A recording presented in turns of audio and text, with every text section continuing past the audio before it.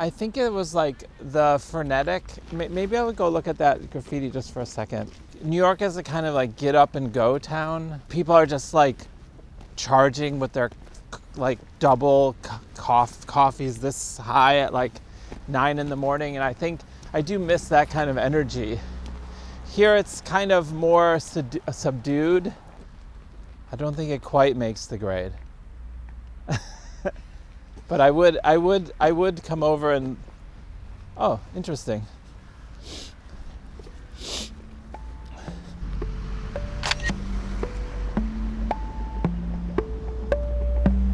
That makes the grade.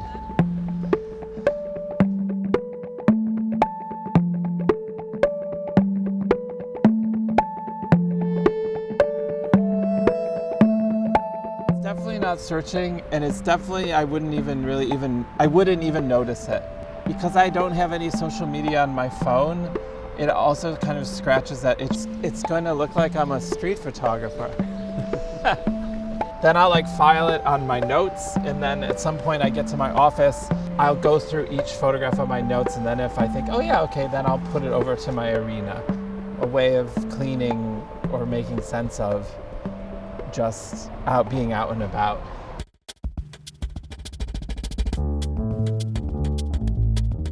My name's Cory Arcangel.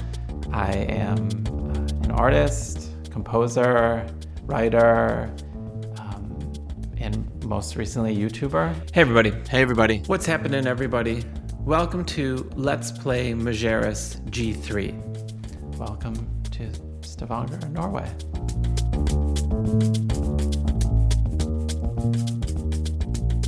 So I'm definitely like a computer person and have been since I was a teen, or even I guess a preteen or whatever. And like the fundamental part of that is like I just like being in front of my computer. I like all aspects of it: programming websites, programming apps, making little gizmos, gadgets. That's the kind of basis of all this stuff. It's just trying to think, I've got all these tools, how could I hook them together and create something interesting? Or in my case, often like, how could I do like the stupidest possible thing? Because these are tools that are made for productivity, like the world, to build buildings, but they also could be used to just do the opposite.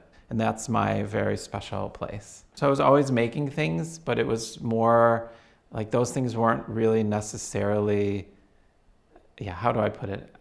It wasn't until I was in my 20s that I realized that that stuff could be art. Art is what people think is art, okay?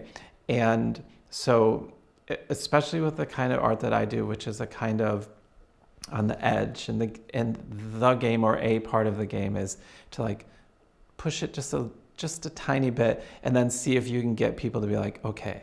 Because if people don't think it's art, then it's not art. I used to work at BuzzFeed in R&D in like its first year or second year. So to cut a long story short, again, a few years ago, they had a really early version of AI technology that would allow you to generate images from prompts. And so I did a project called like rock hard abs. And so my prompts were just very simple, rock hard abs in 30 days, like abs of steel. This is one of the outputs of that project. The AI technology at the time was really, it hadn't been kind of smushed for usability yet. So most of the abs came out totally abstract, and it didn't, like six-pack abs, it couldn't tell if you were talking about six-pack beer or like a torso, so it was like kind of in between. It's like all really gross garbage stuff.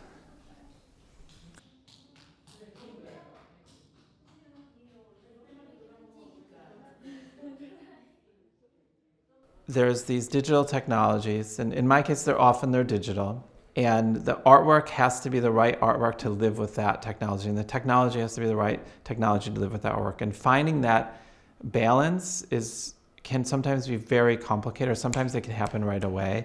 I'm not really thinking when I'm doing it, or I'm not thinking in like a critical way. I mean, Yeah, I'm sure a lot of people are seeing. Yeah, obviously, Cory, we've seen your work. But I mean, like, I just, is this feel right? It's all feel.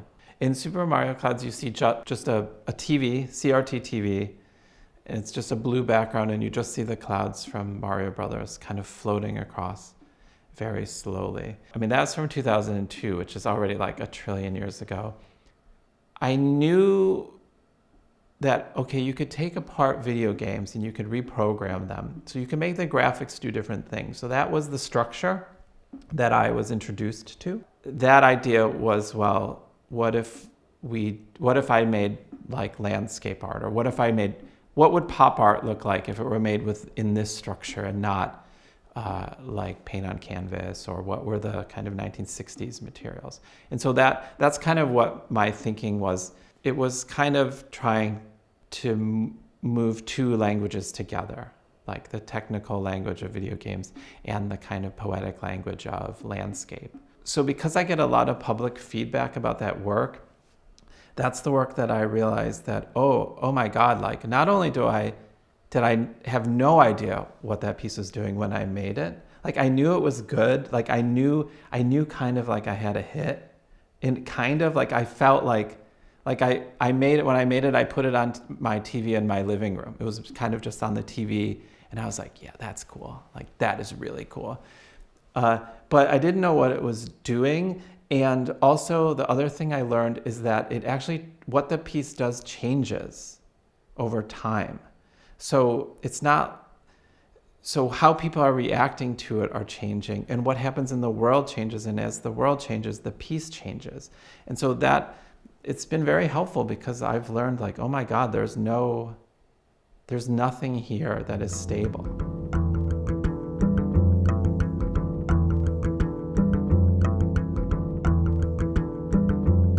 Trick is to make something with a kind of true energy. Well, maybe other artists, not me. I can't be snotty or ironic about it. There has to be a true energy, and the art that I truly like is art that is a little bit on the edge of, is this a joke? And if you could do that and then convince people that it's art, and really, to be honest, you really just have to convince the artists. That's really the game. And then if you can do that, and then it's like a bonus if you can convince kind of anyone beyond that. So in a way, yeah, like it is a joke.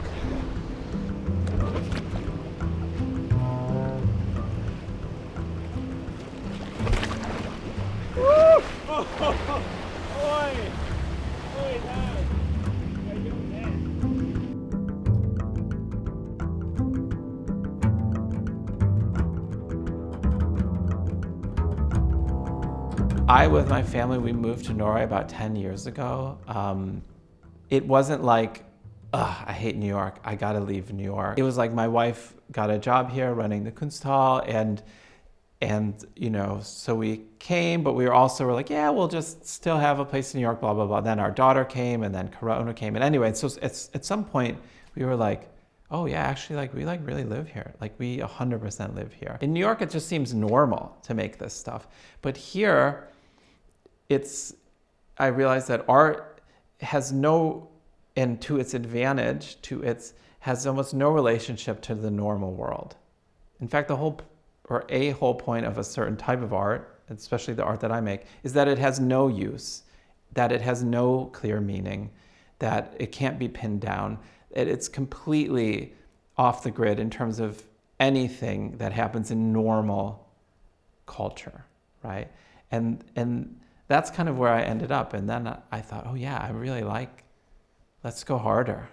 Okay, like the fun and games are over. Like I'm a few years shy of 50.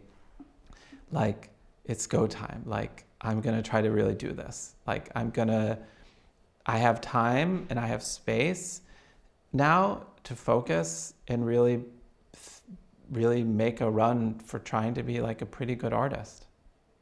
I think that unless I talk about it, people wouldn't notice, but a lot of my work has shifted around this idea of power and energy. I mean, really, so I think what previously was this kind of, I thought was this virtual nothingness is actually like, it's all power. and it's turbines spinning. There's a ton of aluminum manufacturing in the suburbs of Stavanger, and so I started working with aluminum, and aluminum in particular, because it requires an enormous amount of energy to make. There's a series I did of these stripe pieces where I actually had them anodized. So I did exactly the same thing that Apple does to their laptops, where anodizing is where the aluminum is dipped in this bath of acid or something, and it kind of recasts the aluminum as this, everybody knows that beautiful feeling of an Apple laptop. And so I did the same with my pieces. And actually it turns out it's like really expensive. It's kind of upper class. It's like sexy, where it would have been steel in the 60s. Steel was this kind of, and now steel just feels so clumsy to me because I've made some things out of steel. And then I just try to pick it up and I'm like, I don't have enough muscles for this, So yeah, like these are the materials of today, and especially being here, I have access to this manufacturing here because of all the power and the oil industry and the rain, actually, because the rain is what spins the turbines.